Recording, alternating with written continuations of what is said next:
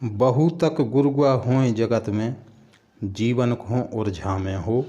वो अपने मरे की खबर न पावे, औरन दड़ बंधा में हो। तो जैसे रामपाल कहते हैं कि कबीर साहब ने हिरण्यकश्यप का रूप रख के हिरण्यकश्यप का वध किया और प्रहलाद को बचाया। तो ये उनका अज्ञान है। कबीर साहब कहते हैं बीजक में, बीजक 8 नंबर का शब्द है, उसमें आप देखें तो उसमें वाणी आई है दयाल द्रोह नहीं बाके, कहो कौन को मारा। और बेकर्ता नहीं बराह कहाए, धरनी धरो है भारा। ई सब काम साहेब के नाही, झूठ कहे संसारा। तो ये वाणी आप देखिए कबीर बीजक में शब्द नंबर 8 में। तो ये काम साहब के नाही, झूठ कहे संसारा। और जबकि रामपाल कहते हैं कि कबीर साहब ने हिरण्यकश्यप को मारा और प्रहलाद को बचाया। तो कबीर साहब का क्या कहना है? हे संतो, जो शरीर धारण करता है और छोड़ता है, जन्मता और मरता है, इस प्रकार आता और जाता है, वह माया में आस्तिक संसारी जीव है। सर्वव्याप्त, सर्वशक्तिमान, सर्वरक्षक आदि ईश्वर के जो लक्षण शास्त्रों में वर्णित हैं, उसके अनुसार वह सबका प्रतिपालक ही हो सकता है।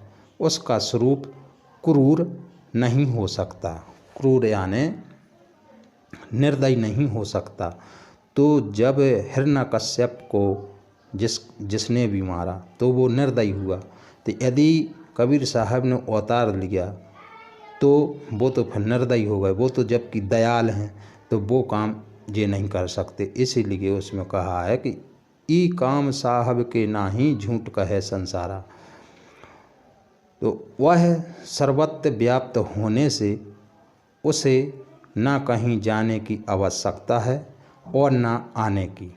जो सर्वशक्तिमान है, सर्वव्याप्त है, हर जगह है, तो उसको ना तो कहीं आना है, ना जाना है, ना किसी अवतार लेना है, कोई आवश्यकता नहीं है।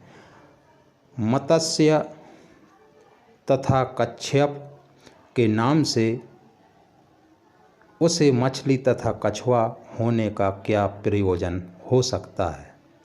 उसने मत्स्य लेकर शंखासुर की हत्या नहीं की। सर्वपालक तो दयालु होता है, उसको किसी ने किसी से द्रोह नहीं हो सकता।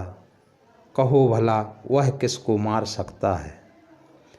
उस ईश्वर ने सुअर बनकर तथा हिरण्यकश्यप से पृथ्वी छीनकर अपने मुख में धारण कर लिया और उससे बहुत काल तक युद्ध कर अंत में उसकी हत्या कर दी।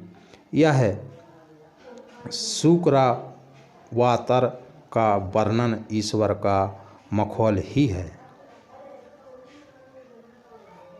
ईश्वर न बराह हुआ, न पृथ्वी को मुख में धारण किया। यह सब काम ईश्वर का नहीं हो सकता। संसार के लोग ईश्वर को अवतार लेने वाला बताकर झूठी बातें कहते हैं कि ईश्वर खम्मा फाड़ कर तथा नरसिंह अवतार लेकर प्रकट हो गया और हिरण्यकश्यप का पेट फाड़कर उसे मार डाला। इस बात पर बहुत से भोले विश्वास करते हैं, परंतु ऐसा नाटक करने वाला ईश्वर नहीं हो सकता है। ईश्वर ने वामन रूप धारण कर और राजा बलि से 3 पग पृथ्वी मांगकर तथा उन्हें धोखा देकर उनको सारा राज्य ले लिया। यह ईश्वर का काम नहीं है। ईश्वर किसी को धोखा नहीं देता है। मांगना जांचना तो मायावी असमर्थ जीवों का काम है, परंतु बिना विवेक अवतारणवाद के भ्रम में पड़कर संसार के सारे लोग भटक रहे हैं और ये काल के दूत भटका रहे हैं।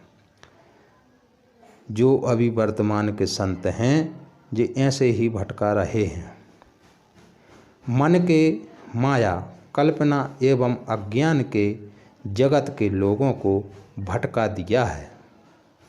ईश्वर ने ही परशुराम बनकर हृदय वंशीय क्षत्रियों की 21 बार सामूहिक हत्या की है। यह कहना बिल्कुल गलत है। परशुराम तो क्रोधी होने से मायावी जीव थे। क्रोधित भूमिभूत होकर रक्तपात करने वाला तो मायावश होकर अपने आप को ही छल रहा है। भक्ति का आलम्ब तो राग देश से पूर्णता मुक्त पुरुष सद्गुरु है।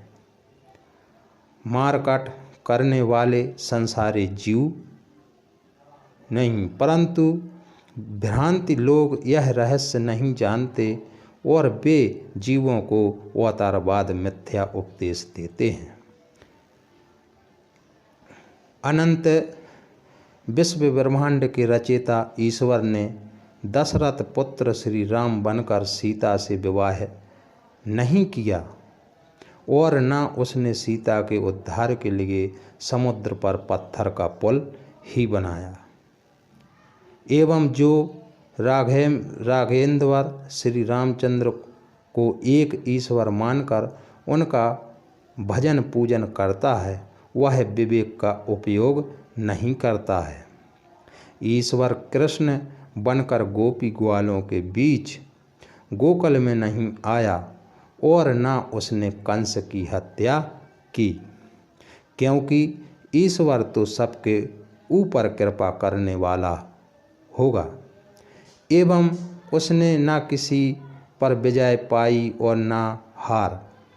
पंडित लोग कहते हैं कि ईश्वर ने बुद्ध रूप में अवतार लेकर और असुरों को और वेद तथा वेदिक कर्म कांड से वंचित कर उन्हें पतित कर दिया।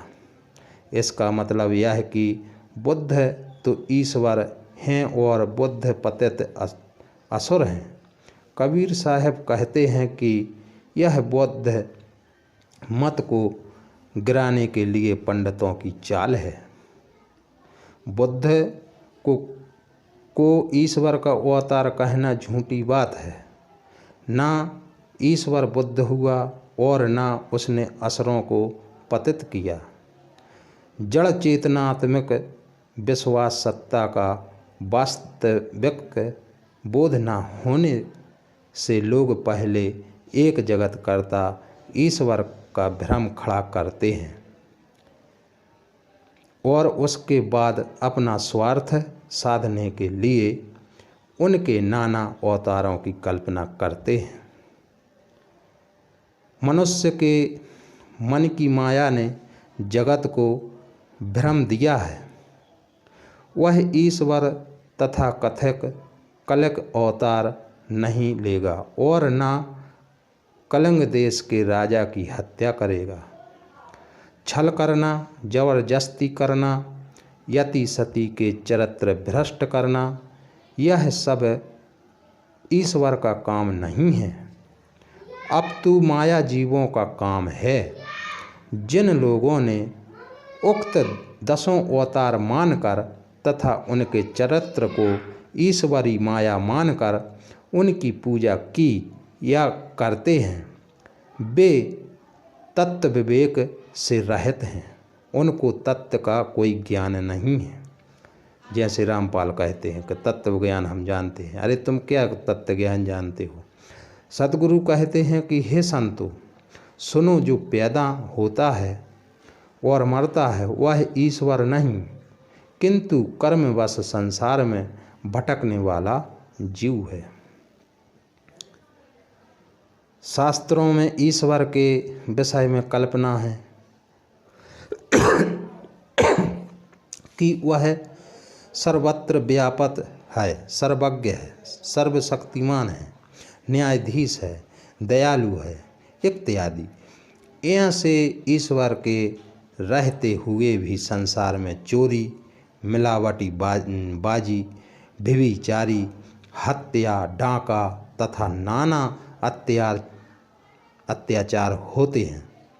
यहाँ तक कि ईश्वर के ही नाम पर ईश्वरवादियों ने पुराकाल से मानव का खून बहाया है।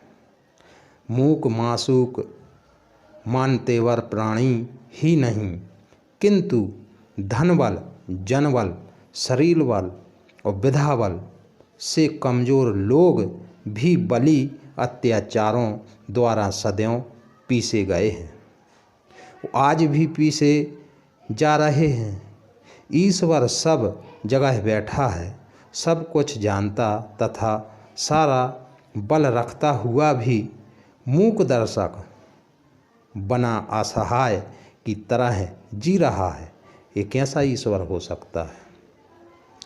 इस प्रकार ईश्वर के जितने लक्षण बताए हैं उन पर परख की कसौटी लगाने पर वह स्वप्न की तरह ज्ञान की जागृति होते ही उड़ जाता है, परंतु भावुकों ने उसके अवतार भी पैदा कर दिए।